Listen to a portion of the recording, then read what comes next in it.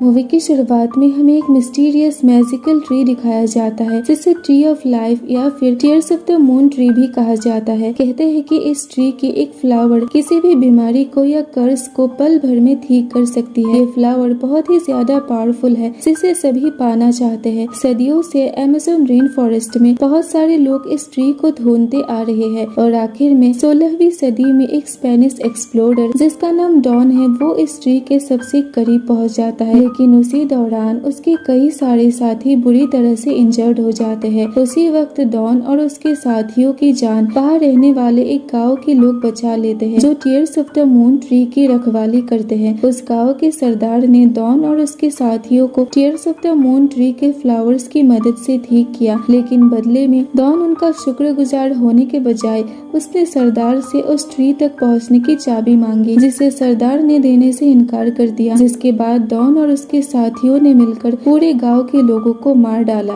मरते वक्त गांव के सरदार ने डॉन और उसके साथियों को ये कर्ज दिया कि वो सभी इस जंगल से कभी बाहर नहीं जा सकते और अगर वो बाहर गए भी तो वो नदी को पार करते ही पत्थर के बन जाएंगे। सीन शिफ्ट होता है और हम 1916 में लंदन में एक बॉटनिस्ट डॉक्टर लिली और उसका छोटा भाई मैक को देखते हैं जो उसका असिस्टेंट भी है। मैक लंदन में रॉयल सोसाइटी ऑफ एक्सप्लोरर्स को tears of the moon tree के बारे में बता रहा होता है कि वो ट्री बहुत एंशिएंट होने के साथ ही बहुत ही ज्यादा मैजिकल है। उस ट्री की मदद से हम बहुत ही एडवांस मेडिसिन बना सकते हैं जिससे हम किसी भी बीमारी को ठीक कर सकते हैं, मगर इसके लिए हमें वो एरोहेड आर्टिफैक्ट की जरूरत है जो उस ट्री तक पहुंचने की चाबी है और वो उन्हें इसे देने की रिक्वेस्ट करता है, मगर रॉयल सोसाइटी उन्हें वो आर्टिफैक्ट देने से इनकार कर देते हैं क्योंकि वो सब सोचते हैं कि असल में ऐसी कोई ट्री है ही नहीं, ये सब बस एक मिथ है और वो लिली को सपोर्ट नहीं करते। इसके बाद हम लिली को देखते हैं जो उठकर कहीं और जाने लगती है और तभी वो जर्मनी के प्रिंस से मिलती है और उसे भी वही एरोहेड चाहिए। इसके बाद लिली उस एरोहेड को एक बॉक्स में से चुराकर वहाँ से भागने लगती है। तभी प्रिंस उसे देख लेता है और वो लिली को उस बॉक्स को वापस देने के लिए कहता है, जहाँ पर लिली गलती से एक लैडर में खिड़की से बाहर लटक रही होती है। तब लिली प्रिंस को वो खाली बॉक्स दे देती है और वहाँ से भागकर ब्राजील पहुँच जाती है और दोनों साथ मिलकर tears of the moon tree को ढूंढने के लिए निकलने की तैयारी करते हैं। दूसरी तरफ प्रिंस को वो खाली बॉक्स देखकर बहुत गुस्सा आता है और वो अपने आदमियों को लिली और मैक को पकड़ने का ऑर्डर देता है। दूसरी तरफ हम जंगल में एक गाइड को देखते हैं जिसका नाम फ्रैंक है। फ्रैंक लोगों से काफी सारे पैसे लेकर उन्हें अपनी शिप में बिठाकर अमेज़न जंगल के सुंदर नजारों को दिखाया करता है। तभी उसके पास नीलो नाम का एक आदमी आता है जिससे फ्रैंक ने काफी सारे पैसे उधार लिए थे। वो फ्रैंक से अपने पैसे वापस मांगता है। तब फ्रैंक उससे कहता है कि मैं आपके पैसे इतनी जल्दी वापस नहीं दे सकता, जिसे सुनकर नीलो को गुस्सा आ जाता है और वो फ्रैंक के शिप के इंजन को निकाल कर ले जाता है और अपने पास लॉक करके रखता है। फ्रैंक छुप कर नीलो को देखता है कि उसने इंजन को लॉक करके चाबी कहाँ रखी है। उसी वक्त वहाँ पर नीलो को ढूंढते हुए लिली आ जाती है जो नीलो के शिप में अमेज़न में जाने वाली है। लिली फ्रैंक को देखकर उसे नीलो समझ लेती है। लिली और फ्रैंक आपस में बातें करते हैं कि फ्रैंक लिली से जंगल ले जाने के लिए कितने पैसे लेगा। उसी दौरान वहाँ पर नीलो आ जाता है और लिली को फ्रैंक के झूठ का पता चल जाता है और उसे गुस्सा आ जाता है, जिसके बाद वो फ्रैंक के शिप में जाने से इनकार कर देती है। उसी दौरान फ्रैंक लिली के गले में tears of the moon tree की एरोहेड यानी उसकी चाबी देख लेता है, जिसे देखने के बाद अब फ्रैंक किसी भी हालत में लिली को जाने नहीं दे सकता, इसलिए वो लिली को अपने साथ जाने के लिए राजी करने की काफी कोशिश करता है। उसी वक्त वहाँ पर कहीं से एक जैगुआर आ जाता है जिससे सभी डर के भागने लगते हैं। तब फ्रैंक उस जैगुआर से लड़ते हुए उसे वहाँ से भगा देता है, जिससे लिली फ्रैंक से काफी इम्प्रेस हो जाती है और वो फ्रैंक के साथ जाने के लिए मान जाती है। फ्रैंक चुपके से नीलो से अपना इंजन वापस लेकर अपना शिप स्टार्ट करता है। लिली और मैक फ्रैंक के साथ जाने लगता है। इसी दौरान दूसरी तरफ से जर्मनी के प्रिंस भी अपनी सबमरीन में आकर फ्रैंक के शिप पर अटैक कर देता है, जिससे लिली के गले में से वो चाबी लेना है, लेकिन फ्रैंक किसी तरह से वहाँ से अपनी शिप बहुत फास्ट चलाकर ले जाता है और प्रिंस की सबमरीन एक जगह पर स्टक हो जाती है। रात होने पर फ्रैंक अपनी शिप को एक जगह पर रोकता है। उसके बाद फ्रैंक और लिली साथ में फिश पकड़ते हैं जिन्हें वो रात में खाते हैं। तभी वहाँ पर लिली का भाई आता है जिस पर वही जैगुआर अटैक कर देता है। तब फ्रैंक उससे कहता है कि डरो मत, ये जैगुआर मेरा पेट है, ये तुम्हें कोई नुकसान नहीं पहुँचाएगा। ये सुनते ही लिली को फ्रैंक पर बहुत गुस्सा आता है है कि उसने लिली को अपने साथ लाने के लिए उससे इतना बड़ा झूठ बोला। दूसरी तरफ हम प्रिंस को देखते हैं जो एक रस्सी की मदद से एक केव के अंदर जाता है जहाँ पर डॉन और उसके साथी कैद है। तभी प्रिंस सोचता है कि शायद इन सभी ने नदी को पार करने की कोशिश की थी, लेकिन सरदार की कर्ज की वजह से ये सब पत्थर बन गए और यहाँ पर कैद हो गए। इसके बाद प्रिंस उस नदी की पानी के कुछ ड्रॉप्स डॉन और उसके साथियों के ऊपर डालता है, जिससे डॉन के बॉडी में से 2 सांप बाहर निकलता है। तब प्रिंस डॉन से कहता है कि अगर तुम लोगों ने मुझे tears of the moon tree की चाबी को मुझे लाकर दिया जो एक लड़की के पास है जो इसी तरफ आ रही है, तो मैं तुम लोगों को भी tears of the moon tree की फ्लावर्स दूंगा, क्योंकि मुझे पता है कि तुम लोगों को उसकी बहुत जरूरत है। इसके बाद डॉन प्रिंस की बात मान जाता है, जिसके बाद प्रिंस डॉन और उसके साथियों के ऊपर नदी का पानी डालकर उन्हें आजाद कर देता है। दूसरी तरफ फ्रैंक की शिप जिस रास्ते से होकर जा रही होती है वो रास्ता काफी ज्यादा खतरनाक है। वहाँ पर एक बड़ा तूफान आता है जिससे उनकी शिप काफी जोरों से हिलने लगती है। वो तीनों बहुत ज्यादा डर जाते हैं। इसके बाद जैसे ही उनकी शिप झरने के नीचे गिरने वाली होती है तभी फ्रैंक एक जोरदार यू टर्न लेता है जिससे उन सब की जान बच जाती है, लेकिन इस वजह से उनकी शिप में काफी ज्यादा खराबी आती है। इसके बाद फ्रैंक शिप को एक जगह पर रोककर उसे रिपेयर करने लगता है। तभी लिली चुपके से फ्रैंक के रूम में जाती है जहाँ पर उसे एक बुक मिलती है जिसमें tears of the moon tree के बारे में काफी ज्यादा इन्फॉर्मेशन होती है। जब लिली उस बुक को पढ़ने लगती है तभी उसे पता चलता है कि फ्रैंक भी उस ट्री को ढूंढ रहा है। तभी वहाँ पर फ्रैंक आ जाता है। लिली उससे कहती है कि तुम भी tears of the moon tree को ढूंढ रहे हो जिसमें तुम हमारा यूज करके वहाँ तक पहुँचना चाहते हो। तब फ्रैंक कहता है कि ऐसा बिल्कुल भी नहीं है, अगर वो मुझे मिलना होता तो कई साल पहले ही मिल जाता। तब लिली कहती है कि अब वो जरूर मिलेगा क्योंकि उसकी चाबी मेरे पास है। तभी उनके शिप पर जंगल के लोग अटैक कर देते हैं और उन्हें पकड़कर अपने गांव लेकर जाते हैं। फ्रैंक उन गांव वालों से उनकी लैंग्वेज में बातें करने लगता है और वो लिली से कहता है कि मैंने गांव वालों से कहा है कि वो लोग मुझे रख ले और तुम दोनों को यहाँ से जाने दे क्योंकि तुम दोनों इनोसेंट हो। मगर वो लोग फ्रैंक की बात नहीं मानते और फ्रैंक से कुछ और कहने लगते हैं। तो फ्रैंक इसे ट्रांसलेट करके लिली को बताता है कि इन लोगों को tears of the moon tree की चाबी चाहिए और तभी ये लोग हमें जाने देंगे। तब लिली कहती है कि मैं ये चाबी किसी भी हालत में इन्हें नहीं दूंगी। इसके बाद लिली उनका ध्यान भटकाकर गाँव वालों के ऊपर अटैक करने ही वाली होती है कि तभी उस ग्रुप की लीडर सैम बोलती है कि फ्रैंक का प्लान फेल हो गया क्योंकि लिली उनके सोचने से भी ज्यादा बहादुर निकली। फ्रैंक ने चाबी हासिल करने के लिए ये सब किया, इस वजह से लिली फ्रैंक को एक थप्पड़ मारती है। तभी वहाँ पर सैम लिली को टीयर्स ऑफ द मून तक जाने का मैप समझाने लगती है। इसके बाद लिली वहाँ से अकेले जाने का डिसाइड करती है क्योंकि अब वो फ्रैंक पर और ट्रस्ट नहीं करना चाहती। तब फ्रैंक उसे समझाता है कि तुम एक अकेली लड़की अपने छोटे भाई के साथ वहाँ तक मेरी मदद के बिना नहीं पहुँच सकती। तब लिली कहती है कि मैं सब कुछ कर सकती हूँ और जब लिली वहाँ से निकल रही होती है तभी वहाँ पर डॉन और उसके साथी पहुँच जाते हैं जो दिखने में काफी अजीब लग रहे होते हैं। फ्रैंक उनके साथ लड़ने लगता है और डॉन लिली से वो चाबी लेने की कोशिश करते हुए उस पर अटैक करने लगता है। तब फ्रैंक लिली को बचाते हुए उन पर अटैक करने लगता है। इसके बाद आखिर में डॉन के एक साथी लिली से वो चाबी ले ही लेता है और वो उस चाबी को डॉन को दे देता है, जिसके बाद फ्रैंक और डॉन के बीच बहुत ज्यादा फाइट होती है। काफी लड़ने के बाद आखिर में फ्रैंक डॉन से वो चाबी ले लेता है। उसी दौरान डॉन फ्रैंक के दिल में एक तीर घुसाकर उसके दिल के आर पार कर देता है, जिसके बाद फ्रैंक नीचे गिरने लगता है और वो उस चाबी को लिली की ओर फेंक देता है, जिससे लिली पकड़ लेती है और ये देखकर दुखी हो जाती है कि फ्रैंक ने उन्हें चाबी वापस करके अपनी जान दे दी। इसके बाद सैम लिली से कहती है कि अगर तुम नदी को पार करके दूसरी तरफ चली गई तो डॉन और उसके साथी तुम्हारा कुछ भी नहीं बिगाड़ सकते क्योंकि ये लोग नदी को पार करते ही पत्थर के बन जाएंगे। इसके बाद लिली अपने भाई के साथ सब लोगों को गुड बाय कहकर नदी के उस पार चली जाती है जहाँ पर डॉन और उसके साथी उसका पीछा नहीं कर पाते। सुबह होने पर जब लिली उस जंगल में चल रही होती है तभी वो वहाँ पर फ्रैंक की बॉडी को देखती है, जिसे देखकर पहले तो लिली डर जाती है लेकिन थोड़ी देर बाद उसे पता चलता है कि फ्रैंक तो अभी भी जिंदा है। तो फ्रैंक लिली से कहता है कि तुम डरो मत, मुझे कुछ भी नहीं हो सकता क्योंकि मैं भी कर्स्ड हूँ और पिछले 400 सालों से मैं इसी तरह से मरता हूँ और वापस से जिंदा हो जाता हूँ। इसके बाद लिली एक झटका देकर फ्रैंक के दिल में से वो तीर बाहर निकालती है। लिली अब डिसाइड करती है कि वो फ्रैंक के साथ ही टीयर्स ऑफ द मून तक जाएगी। लिली को सैम बताती है कि उसे ब्लड मून की रात में उस ट्री तक पहुंचना होगा, क्योंकि उसी वक्त वो ट्री ग्लो करता है। इसके बाद उसे वो ट्री नहीं मिलेगी। इसलिए लिली अपने भाई को सैम के पास छोड़कर जल्द से जल्द आगे बढ़ने लगती है। रास्ते में फ्रैंक लिली को अपनी कहानी बताता है कि मैं भी डॉन के टीम का ही एक मेंबर हुआ करता था। हम सब लोग टीयर्स ऑफ द मून को इसलिए ढूंढ रहे थे क्योंकि डॉन की बेटी बहुत ज्यादा बीमार थी और उसे ठीक करने के लिए हमें उस ट्री की जरूरत थी। लेकिन जब गाँव वालों ने डॉन को उस ट्री तक पहुँचने नहीं दिया तो उसने उन सारे लोगों को मार दिया, जिसकी वजह से हम सबको कर्ज मिला और मैं इससे बचते हुए आज तक जिंदा हूँ। दूसरी तरफ प्रिंस को लिली की लोकेशन का पता चल जाता है, जिसके बाद वो अपनी सबमरीन लेकर लिली का पीछा करने लगता है। उसी दौरान रास्ते में प्रिंस को लिली का भाई मिलता है, जो गाँव वालों के साथ उनकी शिप में जा रहा होता है। प्रिंस लिली के भाई का रास्ता रोकते हुए उसे कैद कर लेता है और उससे पूछता है कि तुम्हारी बहन कहाँ पर है, जिसके बाद मैक डरते हुए प्रिंस को सब कुछ बता देता है। इसके बाद प्रिंस लिली का पीछा करने लगता है। इधर काफी दूर जाने के बाद आखिर में फ्रैंक और लिली उस ट्री के काफी करीब एक जगह पर पहुंच जाते हैं। फ्रैंक पानी में कूद जाता है और पानी के अंदर जाकर देखता है कि जिस दरवाजे में ये चाबी लगने वाली है वो दरवाजा पानी के नीचे है। फ्रैंक आकर लिली को बताता है कि हम दोनों को पानी के नीचे जाना होगा। तब लिली पानी के नीचे जाने से डरने लगती है, जिस पर फ्रैंक उसे पकड़ के पानी के नीचे लेकर जाता है। नीचे जाकर लिली वो दरवाजा खोलने लगती है, लेकिन तभी उसका पैर एक पत्थर पर आ जाता है, जिसके बाद वो दरवाजा बंद हो जाता है। लिली अंदर ही कैद हो जाती है और वो बाहर निकलकर ऑक्सीजन भी नहीं ले सकती है और तभी फ्रैंक उसे ऑक्सीजन देता है। इसके बाद लिली काफी कोशिश करके उस दरवाजे को खोलकर बाहर आती है, जिसके बाद वो दरवाजा पानी के ऊपर आ जाती है और उस जगह का पानी सूख जाता है। फ्रैंक और लिली उस दरवाजे को खोलकर उस ट्री तक पहुंचने ही वाले होते हैं कि तभी वहाँ पर प्रिंस अपनी सबमरीन लेकर पहुंच जाता है। प्रिंस लिली को दिखाता है कि उसने उसके भाई को कैद करके रखा है, जिसके बाद प्रिंस उससे कहता है कि अगर तुमने मुझे वो चाबी नहीं दिया तो मैं तुम्हारे भाई को गोली मार दूंगा। जिसके बाद लिली उसे वो चाबी दे देती है। इसके बाद सभी मिलकर उस दरवाजे के अंदर जाते हैं और अंदर जाकर वो लोग tears of the moon tree को देखते हैं, जिसे देखकर सभी हैरान हो जाते हैं, क्योंकि वो ट्री एक सूखा हुआ ट्री होता है, उस पर एक भी ग्लोइंग फ्लावर्स नहीं होता। तभी उन्हें ये बात समझ आती है कि शायद ये ट्री चाबी लगाने पर ग्लो करेगी। तभी प्रिंस फ्रैंक से कहता है कि तुम तो यहाँ पर 400 सालों से हो, इसलिए तुम्हें तो जरूर पता होगा कि चाबी कहाँ पर लगानी है, तो इसको तुम मेरे लिए लगाओ। तो फ्रैंक उससे कहता है कि ठीक है, लेकिन मेरी एक कंडीशन है, इसे लगाने पर तुम मुझे एक फ्लावर दोगे, क्योंकि मैं अब इस कर्ज से आजाद होकर मरना चाहता हूँ। जिसे सुनकर लिली उदास हो जाती है, क्योंकि वो नहीं चाहती कि फ्रैंक मरे, क्योंकि वो अब फ्रैंक को पसंद करने लगी है। इसके बाद फ्रैंक जब उस ट्री को देखता है तब उसे भी समझ नहीं आता कि उस चाबी को कहाँ पर लगाना है। तब फ्रैंक लिली से मदद मांगता है। तब लिली कहती है कि अगर मैंने चाबी लगाई तो मुझे भी एक फ्लावर देना होगा। तब प्रिंस कहता है कि नहीं, मैं तुम दोनों को सिर्फ एक ही फ्लावर दूंगा, तुम दोनों आपस में डिसाइड कर लो कि कौन वो फ्लावर रखेगा। तब फ्रैंक लिली से कहता है कि तुम चाबी लगा दो और फिर तुम ही वो फ्लावर भी रख लेना, पर इसके बाद प्लीज मुझे मार देना, क्योंकि मैं इस कर्ज से आजाद होकर सुकून से मरना चाहता हूँ। तब लिली वो चाबी लगाने की कोशिश करने लगती है, लेकिन वो चाबी कहीं पर भी फिक्स नहीं होती। तब लिली को याद आता है कि सैम ने उसे बताया था कि इस चाबी के अंदर सांप का दिल है, और लिली उस चाबी को 2 हिस्सों में तोड़ देती है, जिसमें से एक रेड कलर की जेम निकलती है। लिली उस जेम को एक जगह पर लगा देती है, जिसके बाद tears of the moon tree glow होने लगती है और उसमें पिंक कलर के फ्लावर्स ग्रो होती है। ये देखकर प्रिंस हैरान होकर उस ट्री को देखने लगता है और सोचता है कि मैं ये सारे फ्लावर्स अकेले लेकर जाऊंगा। तभी मौका मिलते ही फ्रैंक प्रिंस के आदमियों के ऊपर अटैक कर देता है और उनके बीच काफी लड़ाई होने लगती है। इसी बात का फायदा उठाकर लिली उस ट्री के ऊपर चढ़ जाती है। इधर ब्लड मून खत्म होने में सिर्फ 1 मिनट का टाइम बाकी है और जैसे ही लिली वहाँ से फ्लावर तोड़ने की कोशिश करती है तभी टाइम खत्म हो जाता है और वो सारे फ्लावर्स मुरझाकर राख बनकर गायब हो जाते हैं। लेकिन आखिर में लिली उनमें से एक फ्लावर तोड़ ही लेती है, जो राख बनने ही वाली होती है। नीचे प्रिंस लिली से कहता है कि तुम वो फ्लावर मुझे दो। लिली वो फ्लावर नीचे फेंक देती है, जिसे फ्रैंक कैच कर लेता है। ये देखकर प्रिंस के साथ ही डॉन और उसके साथियों को बहुत गुस्सा आ जाता है। उसके बाद फ्रैंक उन्हें वो फ्लावर दिखाकर उन्हें अपने पीछे लगाता है और अपनी शिप निकाल कर वहाँ से जाने लगता है। इधर जैगुआर मैक को प्रिंस की कैद से आजाद कर देता है। इधर प्रिंस भी फ्रैंक के पीछे जाने ही वाला होता है कि तभी उसके ऊपर एक बहुत बड़ा पत्थर आकर गिरता है, जिससे उसकी वहीं पर मौत हो जाती है। डॉन और उसके साथ ही बहुत गुस्से में फ्रैंक के शिप के पीछे भागने लगते हैं। दूसरी तरफ मैक लिली को वो फ्लावर देता है जो फ्रैंक जाने से पहले मैक को देकर जाता है, जिससे लिली बहुत इमोशनल हो जाती है कि उसने सिर्फ हम दोनों की जान की खातिर और हमें ये फ्लावर देने के लिए अपनी जान को दांव पर लगा दिया। इधर फ्रैंक की शिप एक जगह पर टक्कर मारती है और इसके बाद डॉन के साथ ही फ्रैंक भी उनकी तरफ पत्थर बन जाता है। जब लिली आकर ये सब देखती है तो वो बहुत सैड हो जाती है और आखिर में लिली वो फ्लावर जिसके लिए उसने इतनी मेहनत करी थी वो उसे फ्रैंक के मुंह में रख देती है, लेकिन वो फ्लावर भी उड़कर गायब हो जाती है और फ्रैंक ठीक नहीं होता। ये देखकर लिली बहुत होपलेस होकर मैक के साथ वहाँ से जाने लगती है। फ्रैंक का जैगुआर भी वहाँ पर सैड होकर ये सब देख रहा होता है। थोड़ी ही देर बाद जब लिली और मैक वहाँ से जा रहे होते हैं तो उन्हें जैगुआर की आवाज सुनाई देती है, जिसे सुनकर जब लिली और मैक पीछे मुड़कर देखते हैं तो वो फ्रैंक को देखकर हैरान हो जाते हैं, क्योंकि फ्रैंक अब बिल्कुल ठीक हो चुका है और उसके बॉडी से खून भी निकलने लगता है, जिससे ये प्रूफ होता है कि अब वो उस कर्ज से आजाद हो चुका है, यानी अब वो एक नॉर्मल इंसान की तरह जीकर मर सकता है। लिली और फ्रैंक एक दूसरे से अपने प्यार का इजहार करते हैं। उसके बाद लिली, फ्रैंक, मैक और उनका जैगुआर चारों बहुत खुश होते हैं और एक दूसरे को गले से लगा लेते हैं। तभी मून की रोशनी उस ट्री पर गिरने से वहाँ पर एक बहुत बड़ी फ्लावर खिलती है, जिसे तोड़कर लिली अपनी कंट्री लेकर आती है और इसकी मदद से बहुत ही एडवांस मेडिसिन बनाती है, जिससे वो पूरी दुनिया में फेमस हो जाती है। आखिर में लिली और मैक की बातों पर सभी लोग यकीन कर लेते हैं। इसके बाद लिली फ्रैंक को गाड़ी चलाना सिखा रही होती है और फ्रैंक का जैगुआर भी उनकी गाड़ी में बैठकर बड़े मजे से लंदन की सैर करने लगता है और वो दोनों खुशी से रहने लगते हैं। इसी के साथ मूवी यहीं पर एंड होती है। Thanks for watching.